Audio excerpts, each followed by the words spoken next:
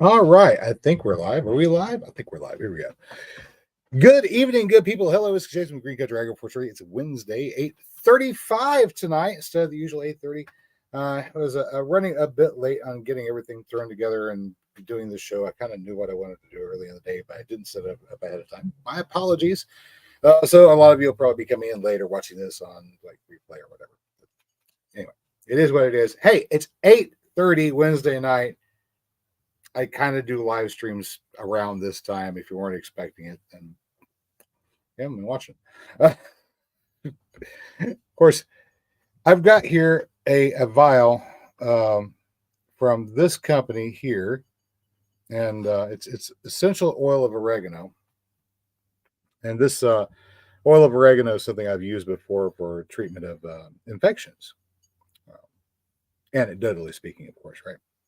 Because I can't give you medical advice, but as an antiseptic, it seems to be highly effective. It contains thymol, which is one of the main ingredients in Listerine, which you're familiar with, or its numerous knockoffs that can be available, found as mouthwash. It kills germs very effectively. It has thymol, it has menthol, it has methyl salicylate, and it has eucalyptol. It has four different herbs, essential oils that are responsible for the antiseptic properties of this very, very, very common germ killing preparation. Of course, it stings like hell. Of course, the essential oil does too. And I was looking at this little vial here. Pardon me. I know, right? I get the bifocals so I can look like here to read, and I still find it easier just to look over the top of them. It says this natural essential oil, and you can tell this was made in China. This natural essential oil clams instead of calms. They spelled clams and relieve nervous tension, anxiety, restlessness, and mild inflammation. Well, okay, I'll tell you what. That's not what we use it for. We use it for wound care because there's nothing that stops a septic infection in its tracks quicker than an application of thymol. And this is pretty much pure thymol, enough that it'll kind of give you some irritation if used full strength. I had this out because I had a little incident that occurred late last night, which I'm getting ready to tell you guys all about. By the way, hello everybody. Hi, Mary's here, Kimber's here. Hi everybody. Of course, Kimber's out there getting some more coffee, I think. So anyway, to all of you people who are joining in, we're in the middle of winter, and because I don't have a whole lot going on, I haven't been posting a lot. I guess I could say we have some stuff going on, but it's just the stuff is growing. It's getting there. It's not really much to report on, I suppose. Um, but I can take the camera around for a little midwinter garden tour here in another day or two, weather depending, and also of course my ability to walk and talk depending. We were hoping to do something last week on midwinter soil work, soil preparation, soil building, and I was going to be comparing and contrasting the idea that I've been working on, where we keep living roots in the soil as close to year round as possible, and the other thing that we're doing, because we're working on two different systems, really two different ecosystems in the back. Actually, working on several different ecosystems, but primarily we've got what's going to wind up being an open grassland or field type ecosystem in the backyard, where we need to have no deep roots because it's a septic drain system, right? We can plant shallow annuals up there as long as it's not something that's growing where the food is growing in the soil. So corn seems to work out pretty well there. And so we grow our corn right there over where the septic drain field is. It's not really enough to fertilize it, but that's okay. The corn makes its own fertilizer. But over the course of the winter, we want to work on rebuilding the soil and repairing the damage that we've done by growing things in it and pulling produce out.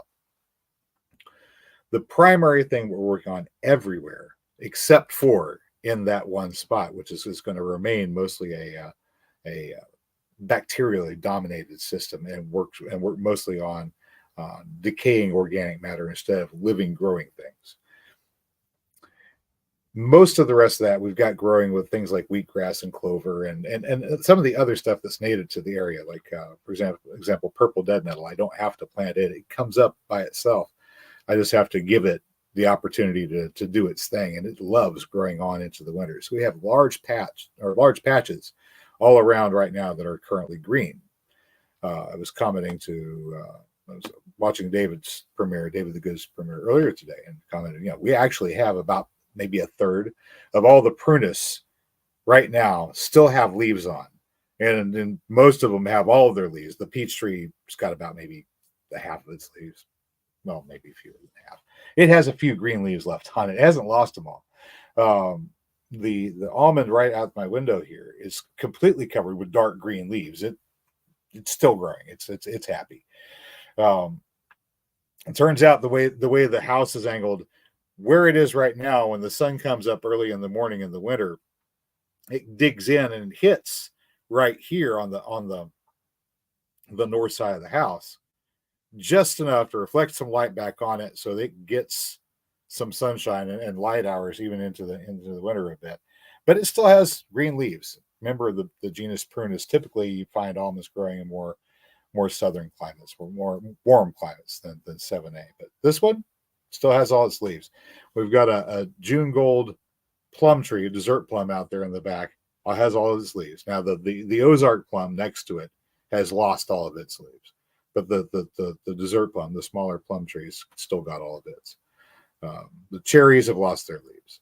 So on the balance, maybe a third of all the Prunus genus have still got leaves on, even at this late date. And we've got a chinkapin back there, still has all of its leaves. They're all green. It's not they're still on, they're dead, they haven't fallen yet. It's still alive and photosynthesizing. It's growing even this late in the season.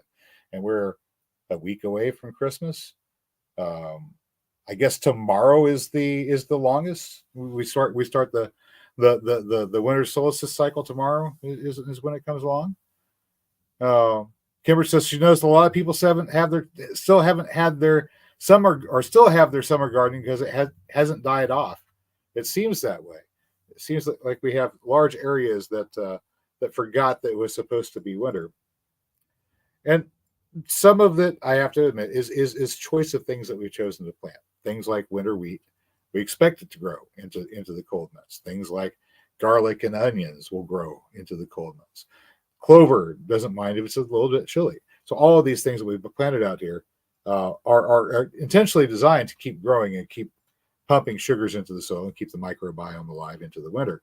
But the knock-on effect seems to be that some other plants haven't realized that winter is arriving, and as a result, they're not shutting down the way they ordinarily would. I don't know if it's going to have a bad effect or good effect or what kind of effect it's going to have, but at least for the moment, we seem to have the land that winter forgot.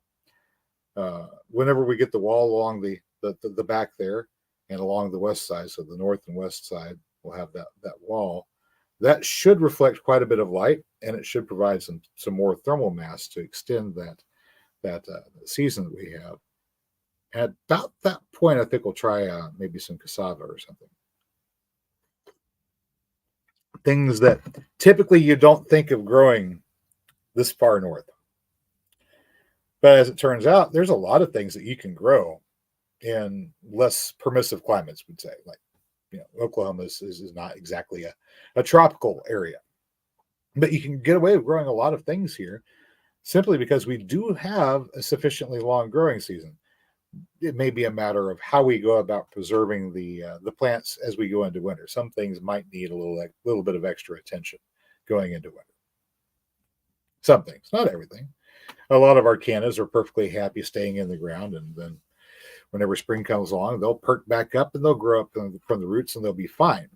We probably lose a fair number of roots that way, but we don't seem to have a great number of losses to the point where we're in danger of losing our canna crop if I don't dig them all up. So Mary's been getting on to me, of course, about digging up our cannas, and I've been intending on digging up the Canna Australia out here nearby where the old sycamore tree was. We recall the video where we hired some people to come and help us bring down that huge, immense sycamore tree 4.5 feet across the trunk was, and about around 9 or 10 foot before it started to branch off from the ground whenever they had it cut. Massive tree trunk this thing was. But right there, near where that sycamore used to be, we're planning on putting in a pond. But we dig down about a foot or so, maybe a foot and a half, and we start getting into clay and sand and substrate material. And the topsoil that we pulled out, we can put that along and build up the banks with that. That's fine.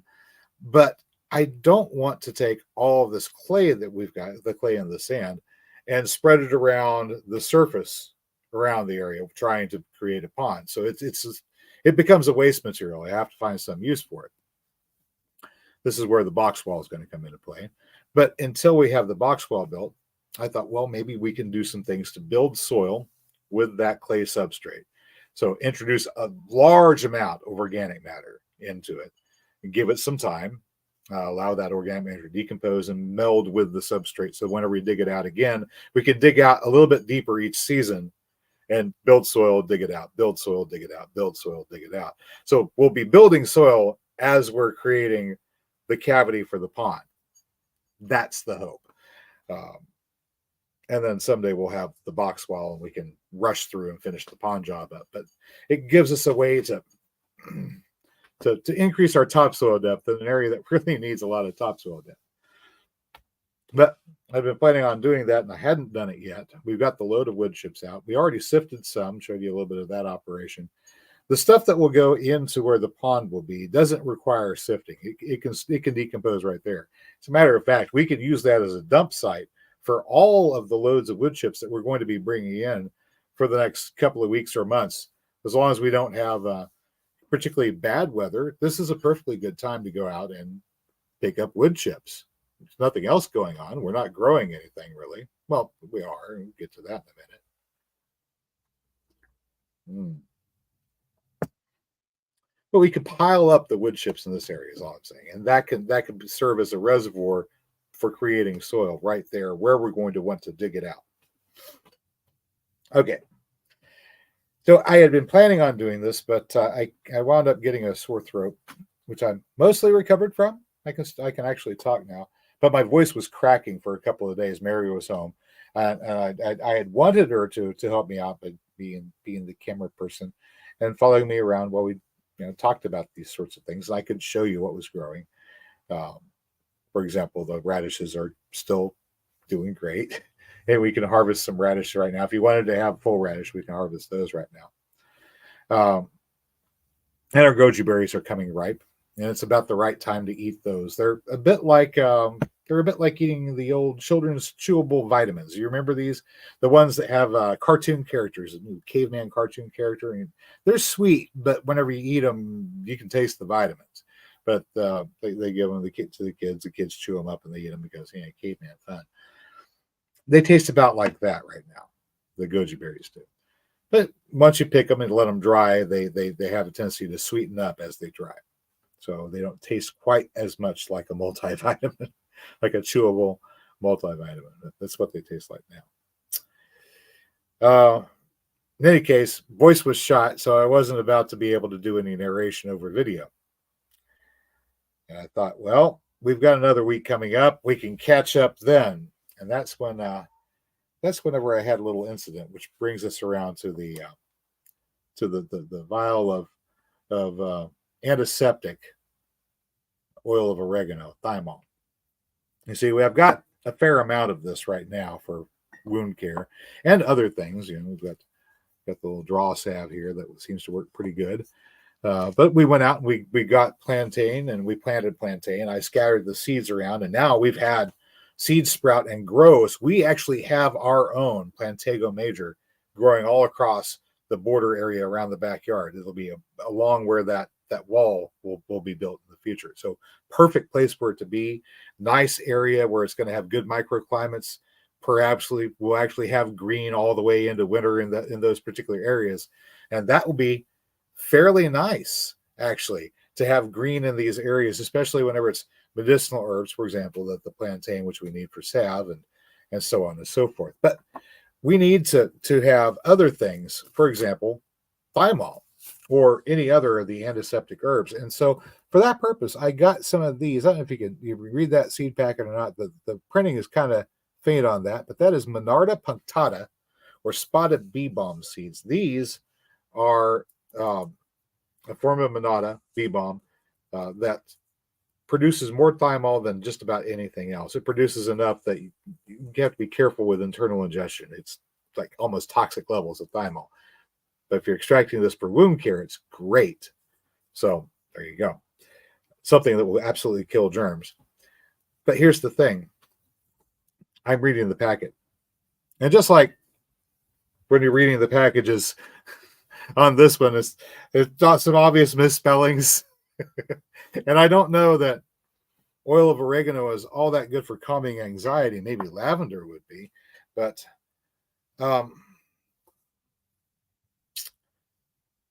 we have things like directions on the back of the package. It says here when to plant. Here we go. In spring after danger of frost. In summer up to 2 months before fall frost, or in fall after killing frosts. In frost-free areas, plant as the cool or rainy season begins. Most meadow wildflowers prefer a sunny location. How to plant. Simply remove all existing growth, scatter seed, and compress into bare soil. Do not cover. Fertilizers, lime, etc. are unnecessary, except in extremely sterile soil. Wildflowers are adaptable. Keep moist until seedlings, and so on and so forth. You know what it doesn't mention here? And maybe in the future, American Meadows, if you guys are watching and paying attention, you could revamp the seed packets and include this information. But Monarda punctata, like all bee balm, needs to be stratified before it's planted, before it can germinate, which means it has to go through a period of cold so that the seed knows that it's been through a winter and it's okay for it to germinate now, because otherwise it'll make seed, the seed will fall and get into the soil. It doesn't go through a winter. It doesn't realize it's supposed to germinate, or it doesn't have that sort of timer on it. If you have a long extended season like we have, where it's fairly warm, even as we go into the winters, we're not experiencing the extreme cold that people like Brian up there in Minnesota is experiencing now, and will definitely be experiencing as we go into January. It gets cold out there on the prairie up north.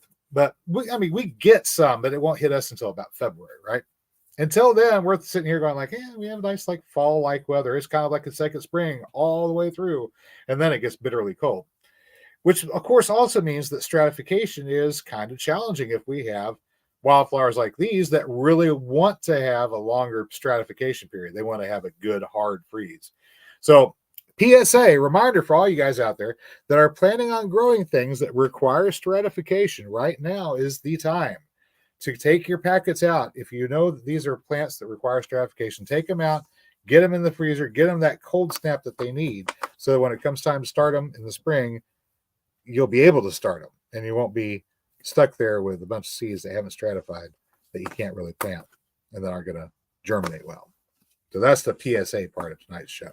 I'm glad you liked it. That's all we have for you tonight. Good night, everybody. Goodbye. No. Now we got that part out of the way. We can chit chat about other things. Oh, maybe I should probably tell you about why I was looking at antiseptics. Okay, so here's the story. Day before yesterday, I went out and I went and got some more feed for the ducks. Got some duck feed. I got some cat food. I brought the cat food in because we were out of cat food, and they were about to stage a riot, as cats tend to do whenever they don't get fed on a regular basis. Brian says, always dreamed of growing rugosa roses, the wild rose, things that you get rose hips from, and they require stratification. Yeah, you have to make sure that you remember to stratify them before it's time to plant them in the spring, because whenever it comes springtime, if it's something that needs stratification, it's too late. you can start now, but then it's summer by the time they come up, and things die in the middle of the summer heat. It's no good. Anyway, where was I? Oh, yes. So I went and I got feed for the ducks, feed for the cats, brought the cat food in, gave it to the kitty cats, locked it away so the critters can't get to it. All's well and good with the world. The duck feed I left on the front porch. And I forgot that I left it on the front porch. So last night, this would have been about maybe 9:30ish, 10, somewhere around there. I hadn't quite gone to bed yet. I was still, I know, amazing, right? I hadn't quite gone to bed yet. I was distracted playing a video game, of course, right? Because that's what you do in the winter whenever you don't have any gardening to do. You play video games. Uh, so I was distracted, but I heard a rustling noise out on the front porch, and I thought, "What's that? What's that noise? It's something's really getting around out there.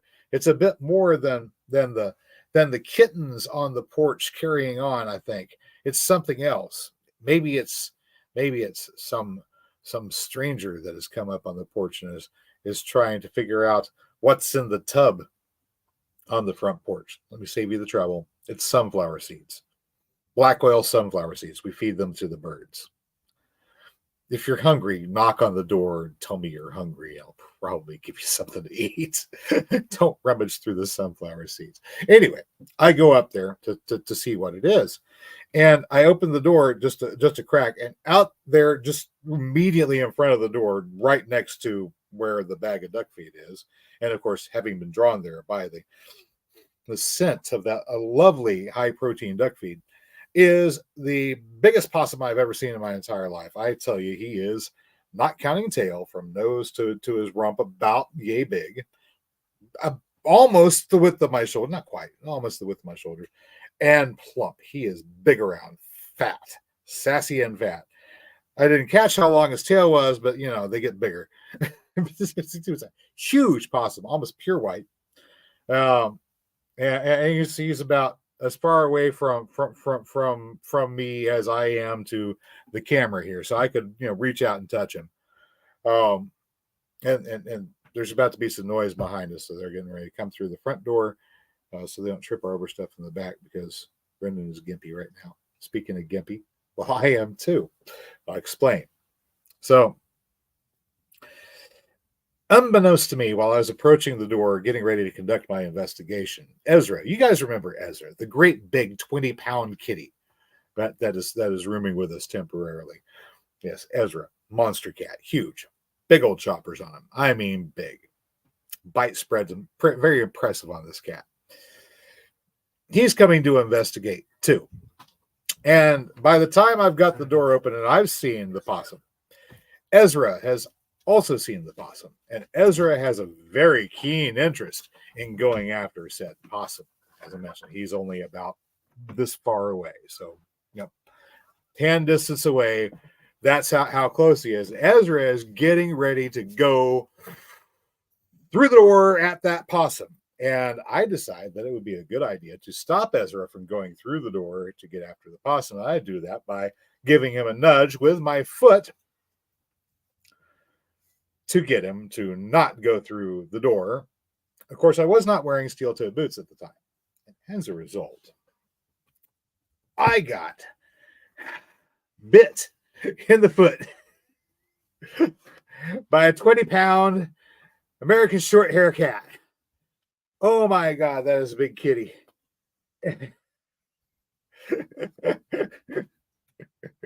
He did not like having his aggression redirected at all. And he drove all four fangs right through the top of my foot. It hurt a lot.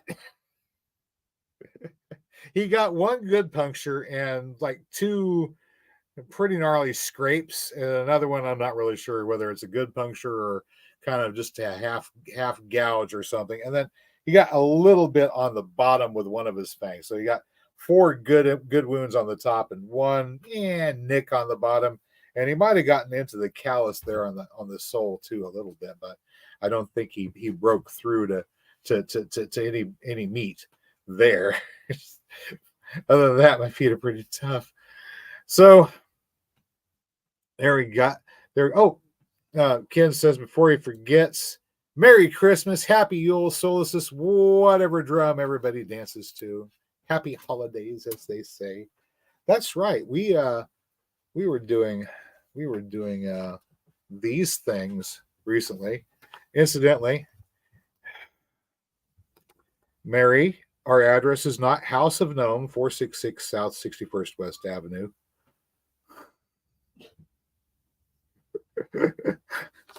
Also, this envelope is upside down.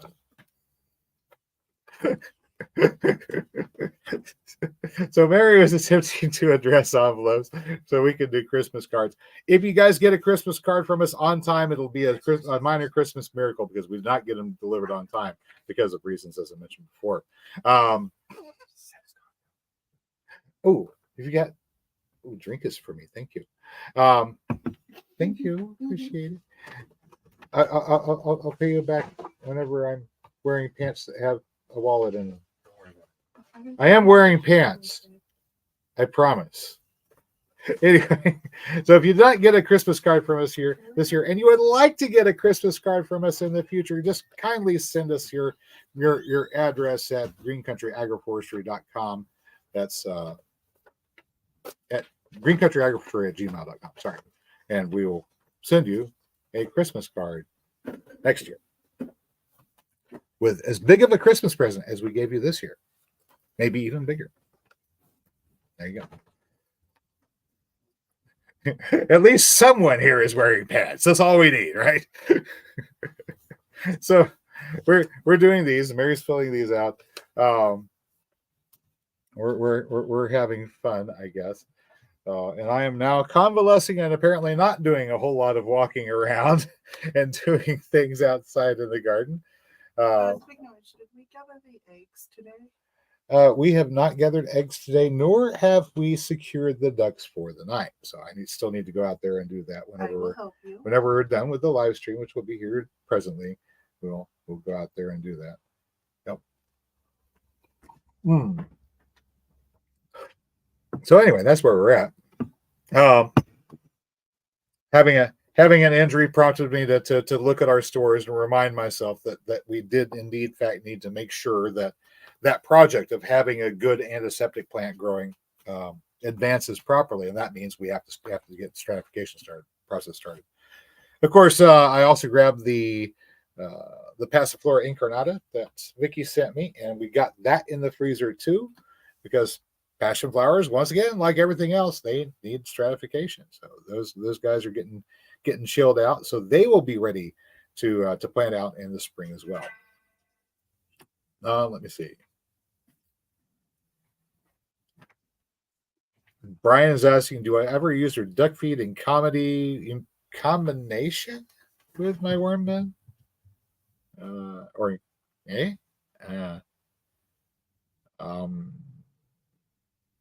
Not really. I mean, I could grow worms to feed to ducks. I really could, but I haven't been. It hasn't been something that I've needed to do. But I'll tell you what, if times got really hard and we couldn't go out and spend $25 for a 50-pound bag full of duck feed, that nice high protein duck feed, I can go all up and down the neighborhoods in the rich side of town with my pickup truck and pick up bags upon bags of leaves every fall. More leaves than I'd know what to do with. And I can take those and I could rent a shredder for a weekend and shred them all and make my leaf mulch that way, make my leaf mold that way. Stuff it into bins. I showed you how we did it with wood chips. Of course, you can do it with shredded leaves as well. Get those things started. There is enough in that to feed those worms just off of that decaying organic matter that's in there. But you don't really need to feed them a lot. But you can feed them bits and pieces, scraps, kitchen scraps, whatever you happen to have growing as biomass. You can cut it and pulverize it, tear it up, throw it in there, and feed it to them. And then, yeah, you could pull those worms out, break down the bins, and feed worms to your ducks, and use wood chips to do it. I could even probably pull it off, maybe sort of a windrow system, where I just pile the chips up in a deep windrow, right? Nice deep windrow. So we have a fair amount of thermal mass. We keep them soaked. Probably keep a tarp or cover over them while that's working, and that will get your piles heated. Worms go in there. Worms do the business. Then periodically you just pull the tarp off, let the ducks go to town. You can do the same thing with chickens too, for that matter. and let them tear apart the stacks to get their feed, and that way they can forage on into the winter. Um, that's really interesting. Add some rabbit pellets. I mean, rabbit pellets are great for fertilizer. I mean, that's essentially what we're busy doing, right? We're busy making fertilizer. We're busy trying to fortify our soil, get it ready for spring, get it ready for growing again. In the case of the corn patch, I'm doing that with all of our old dead organic matter, the stuff that's going to be decomposing. And then the other places we're approaching it with living roots in the soil. The reason we're not doing it with living roots in the soil in the corn patch is because as soon as spring arrives, we're going to have to top kill whatever we've got growing. So instead of growing something, we're going to work on rotting something, and having the ducks there picking through it for bugs and everything else seems to be a winning combination. So they're just going to be sitting out there tearing through all that decomposing material, getting the bugs that they want, and having a good old time dropping their manure and further converting all that into nice, good, organic, rich, and high nitrogen soil. Anyway, there we go. Sasspress saying we use leaves for chicken coop bedding and in the chicken compost yard. There you go. I mean, you don't have to use straw, although I'm working on expanding our little wheat field back there. The first bit I just put solid wheat around where I want the duck pond to be, and I haven't done anything else with the duck pond. It's still project on the back burner. I haven't got around to it yet.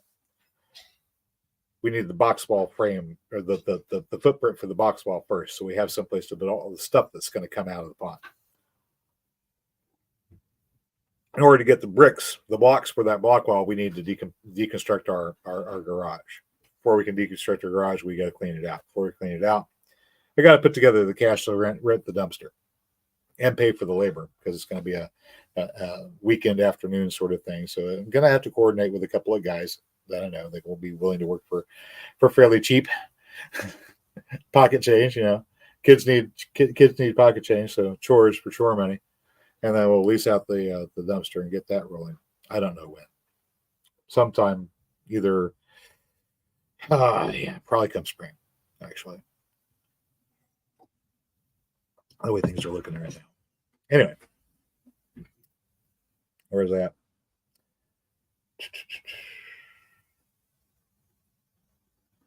All right. So we got all that wheatgrass growing out there. Nice, lush, dark green. It looks beautiful. The area where the pumpkins were growing, the pumpkin patch, because that was cleared a little bit later, I couldn't plant the wheatgrass the way I did the other stuff. The other stuff was planted, I don't know, late September, early October, first week of October. That's about the time you want to, maybe even a little bit earlier, be the time you want to plant it if you wanted to do a partial graze. And some people, we're talking people that have ruminant animals. Aminals, yeah, that's it. Ruminant animals like to put down wheatgrass, winter wheat, out a little early, let it get started, and then let their animals have a pass through there to graze on it a bit before it goes into winter, and then they pull the animals off of it. So they get a winter forage, and then whenever spring rolls around, it shoots up the rest of the way, grows to maturity, and they get the harvest of grain. Of course, when you get the harvest of grain, you also get the stover. That's the crop waste, right? That's left over from wheat. The crop waste that's left over from wheat is straw, which we use for bedding. So we're kind of working on getting our own source of straw. That's not really the reason why we're growing it. We're not even really growing it for food. We're actually growing it because it's going to keep the soil fed into the winter. So anyway, the place where the pumpkins were, I did a mixture of wheatgrass and clover and some pak choi. I put a little bit of pak choi out there as well, and it's starting to come up. There was some more pak choi that we planted earlier that just bolted. It it grew, got to a certain size, and said, "Okay, we're done." And it shot up, and it's in flower right now. So if I get out there with the camera here in a day or two, I'll show you the pak choi that is in flower here, just days away from Christmas, just days. Let's see. Brian said, I drove through Oklahoma once. The sun was hot. Yeah. It's it can get pretty toasty in the summer. We get some of the hottest weather. And Joe, whenever he's here, he can testify to this. Joe Serrano, whenever he pops in, uh, we've compared temperatures where he's at, and he is in southern Mexico during the summer, and that's he's in the tropics. He's in where you're thinking it should be hot, and we're comparing temperatures, and we're in the 90s to triple digits, and he's in the 70s, living the life in the 70s, nice and cozy. And I think he's far enough inland; he doesn't even have to worry about hurricanes too much either. So that's oh. Simmons is saying, just joining in. I'm trying to read lips because I'm putting the kids to bed. Okay. I will attempt to enunciate more and tilt my head back so you can see them behind the bushy thing here. There we go. That better? Can you tell? Is that good? All right. Well, glad you could join us. Yeah. Bedtime for the kids. What are you still doing out? I have dishes to do. You have dishes to do. Oh, chores. Adulting sucks. She says adulting sucks. How old are you now? 24. 24? Mm-hmm. 24 years old, and she says adulting sucks. I've been adulting since I was 16.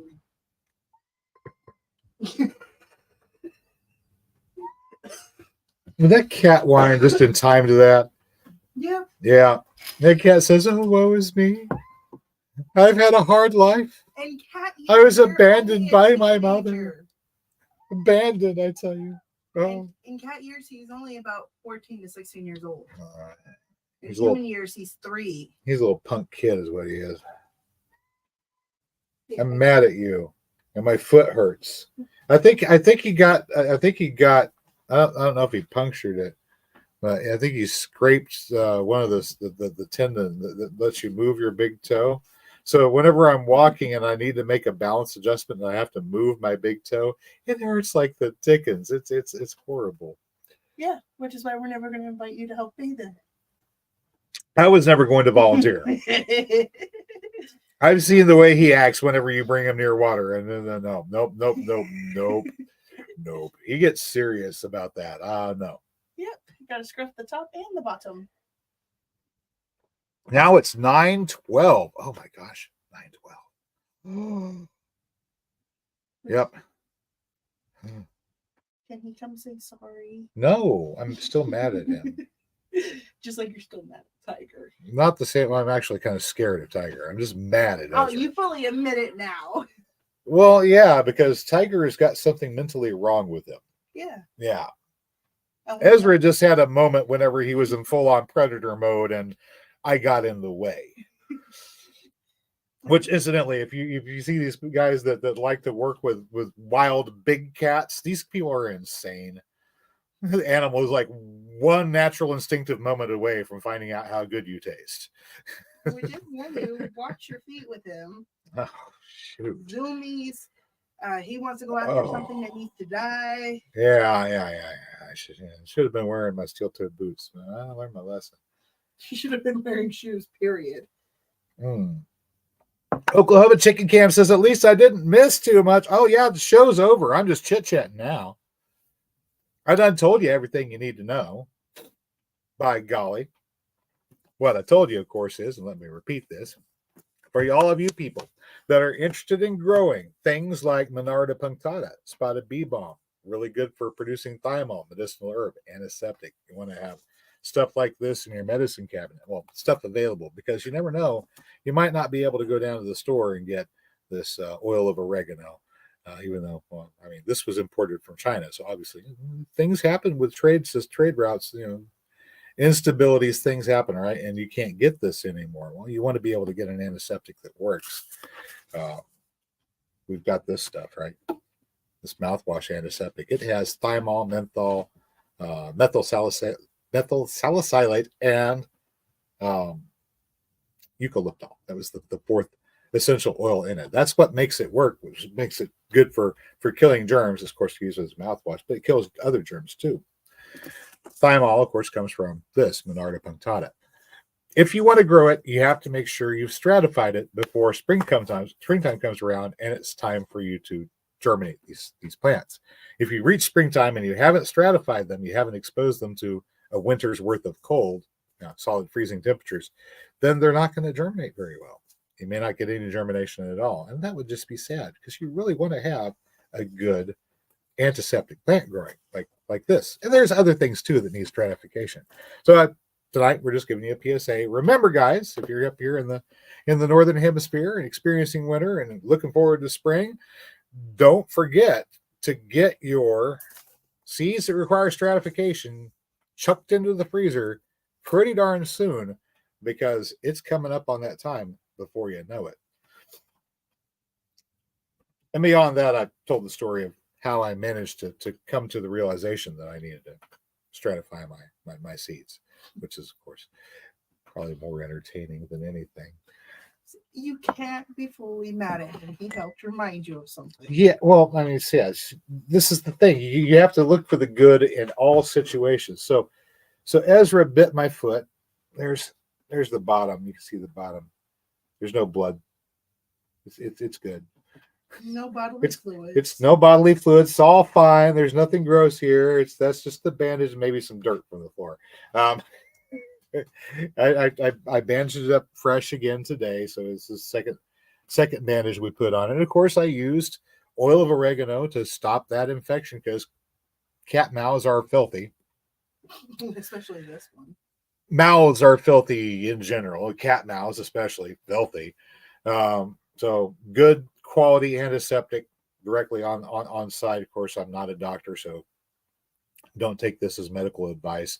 Always talk to your medical professional, etc., etc. You know what they say, right? Yeah. Anyway, antiseptics. Anyway, how's everybody else doing out there? You're going to bring him in so that people can see him? You want to bring him in so people can see him? I know some people didn't get to see him last week. Guys want to see the cat that bit me? Here's the cat that bit me. This is... Ooh. Careful. I'm trying to be very careful. But bouncing this thing with a bad There we go. Don't. There you go. So now you can bring him down. That's Ezra. See how big he is? He's huge.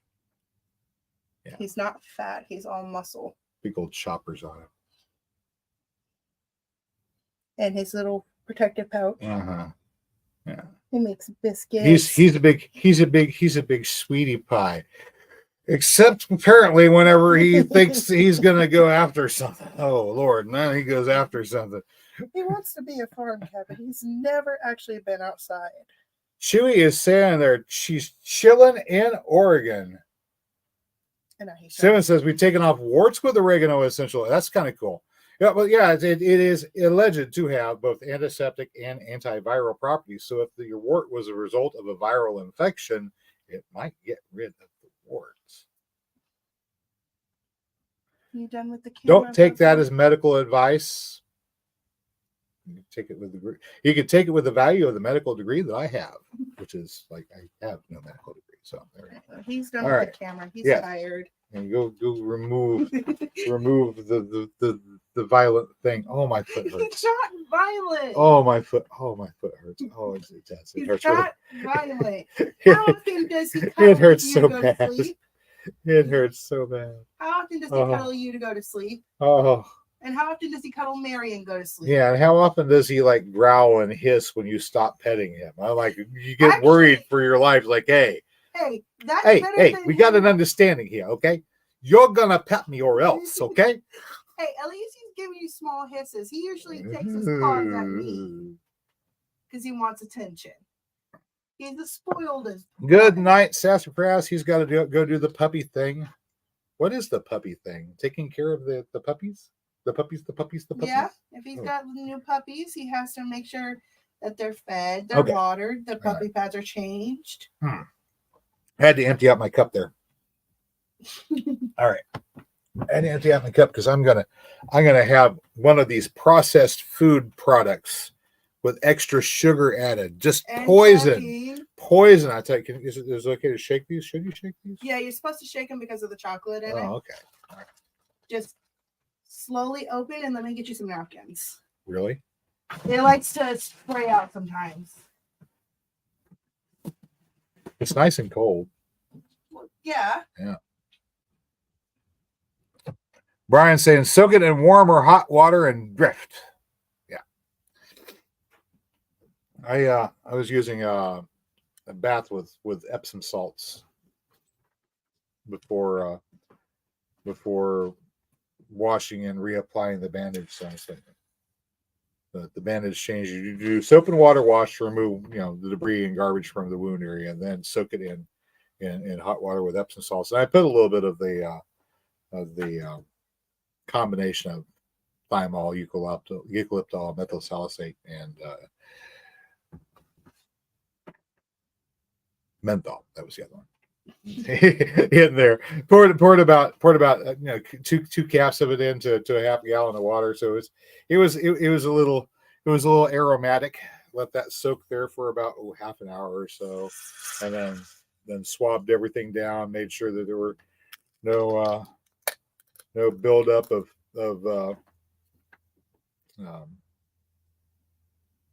pus. No polite way of saying it, is there? Pus. Ew, it's great. Making sure that we have no infection building up there, and then reapplied all of our salve and antiseptic ointments, and wrapped it with fresh gauze and all that good stuff. And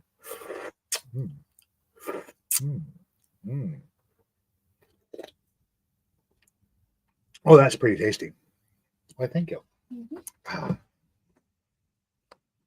But sugar, poison, ew.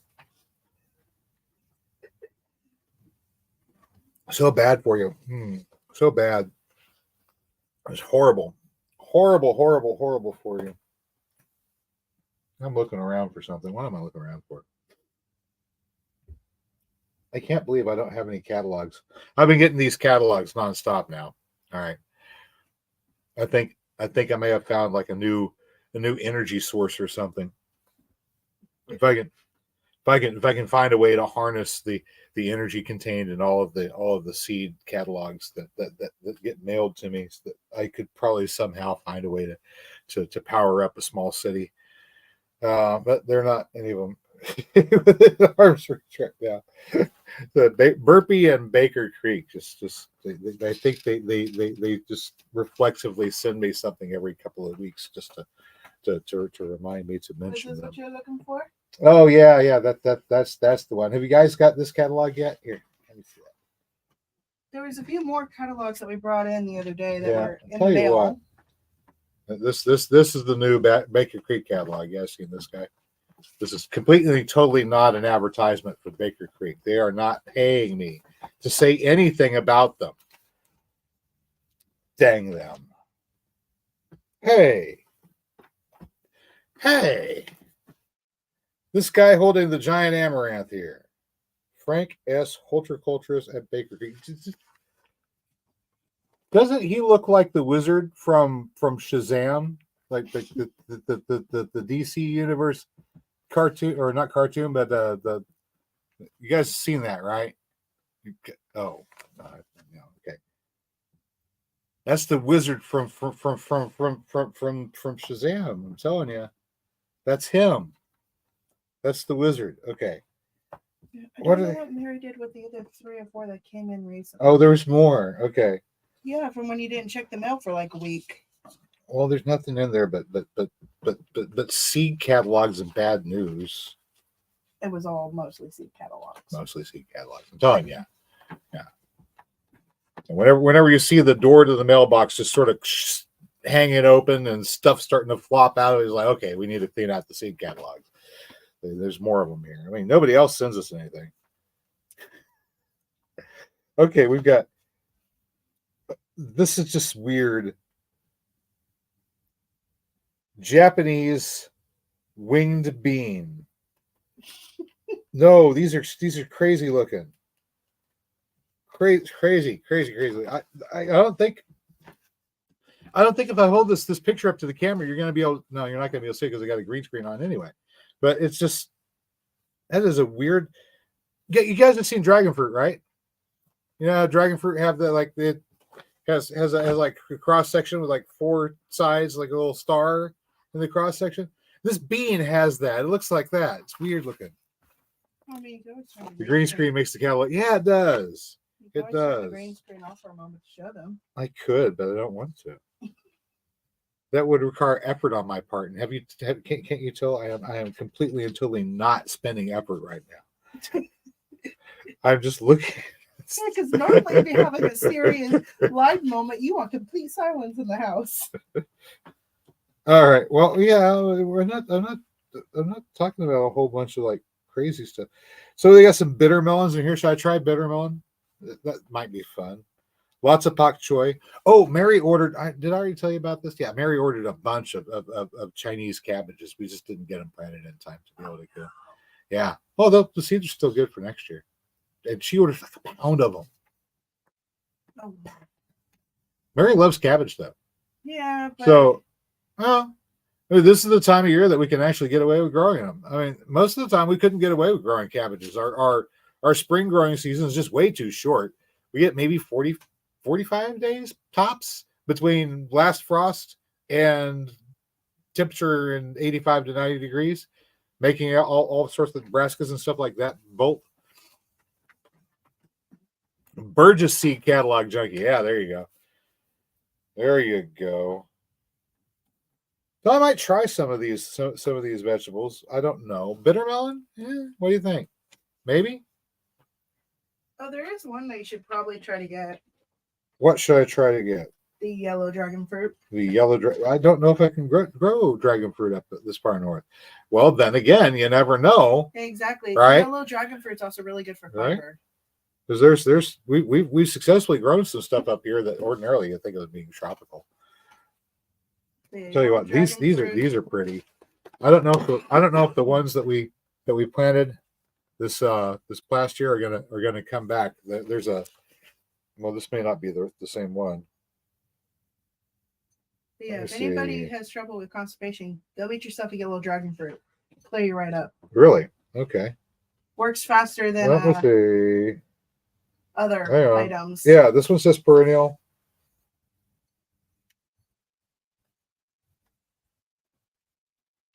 I don't think this other one is perennial. I think it's just pink. Yeah. Okay. So this one here. Sorry, I was like reading the catalog. So this one here is this one's a ruby buckwheat, and I think it's an annual. Of course, they have the regular old white buckwheat. We've been having a lot of success growing regular white buckwheat, saving some seeds. Great stuff for capturing excess fertility. Whenever your soil is producing more nitrogen than it needs at the moment, if that's not consumed by something, it runs off and it gets into the watershed, creates problems downstream. Right? We don't want that. So we plant things that are going to absorb and use up that excess nitrogen, and whenever they in turn decay, they will put that back into the soil. So it's a way of capturing and slowly re-releasing your fertility over time. So we include things like buckwheat, which is a heavy feeder. And it's a heavy feeder for a reason. It's there to soak up the excess that you're producing. So we have that nice red one. That's an annual. And of course, they're selling the Rosa, which is, they don't have a good picture. It's pink and blurry. Sorry, blurry and pink. That blurry pink thing. That's what we planted this year. And it was pretty, right? You guys got to see it? The pink soba, pink buckwheat. Gorgeous stuff. But we'll see if it's actually gonna perennialize. So that's things to look forward to, right?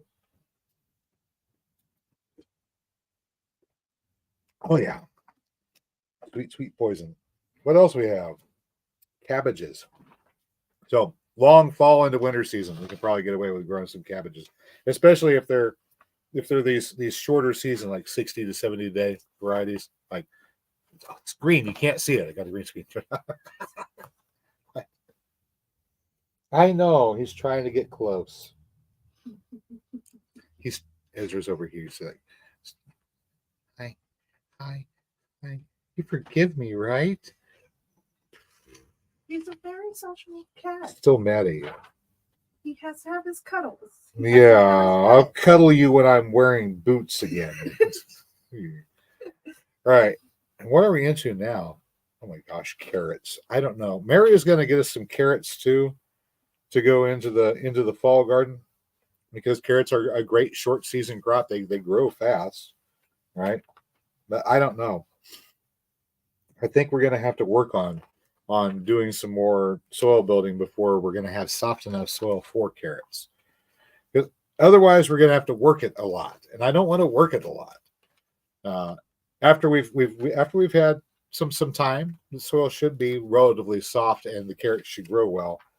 But as it is right now, I don't want to do too much working, which is what we'd have to do at the moment to grow good carrots.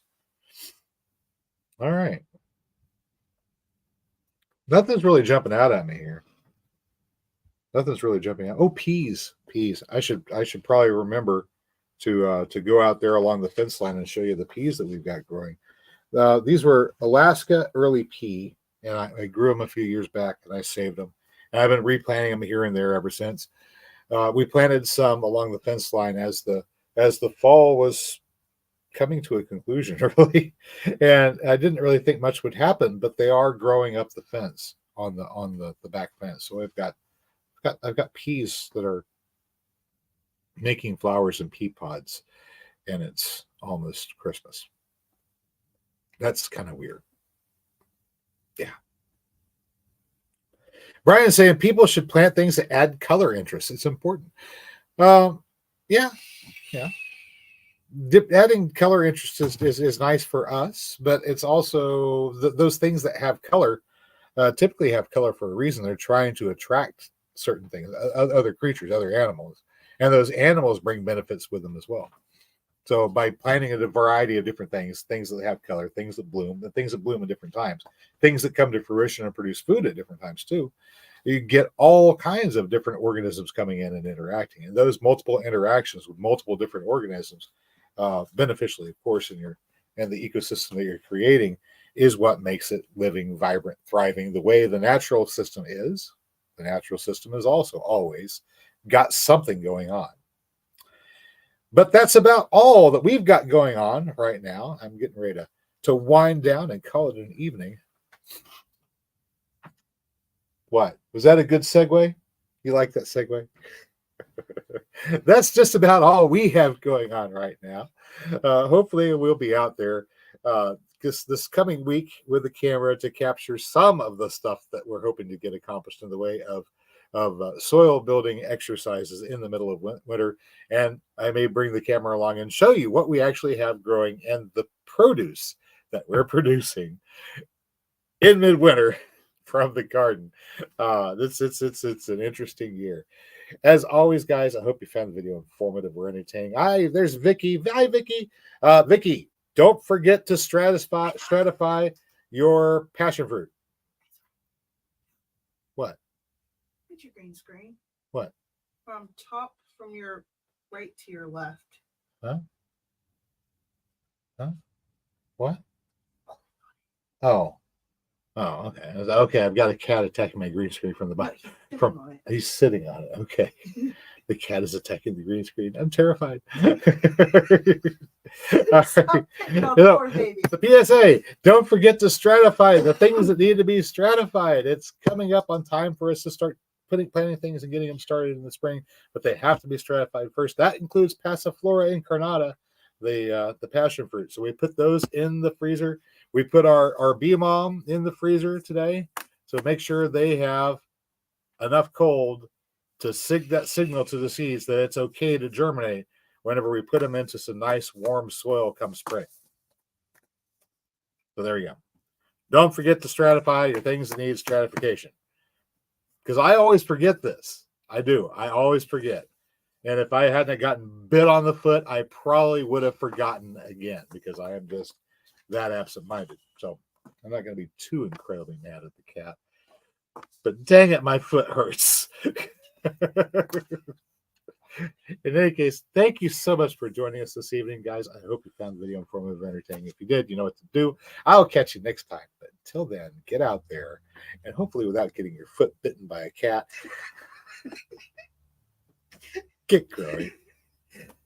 Good night, everyone.